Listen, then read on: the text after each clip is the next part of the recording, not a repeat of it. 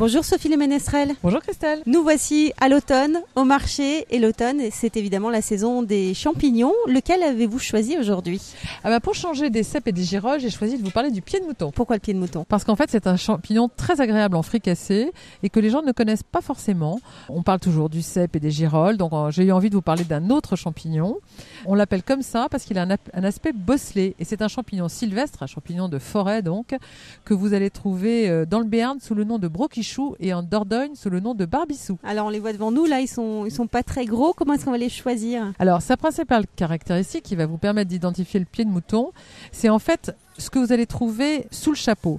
En fait, la plupart des champignons ont des lamelles, mais lui n'en a pas. Il a ce qu'on appelle des aiguillons qui descendent jusqu'en bas de son pied, à la différence de son cousin, le pied de mouton rosissant, qui lui, par contre, a des lamelles. Comment faut-il le choisir, Sophie ?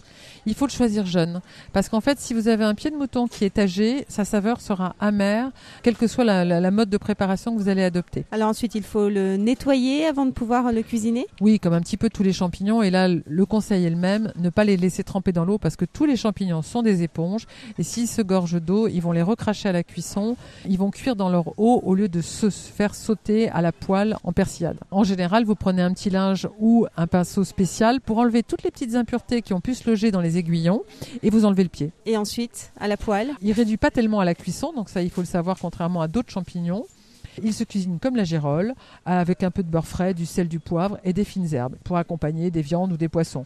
Mais vous pouvez aussi le faire en omelette ou tout simplement en fricassé avec des girolles, c'est parfait. Tout ce qu'il faut savoir sur le pied de mouton et d'autres champignons d'ailleurs en cette saison, c'est sur votre site terroirdechef.com. Merci beaucoup Sophie, à très bientôt. À la semaine prochaine Christelle.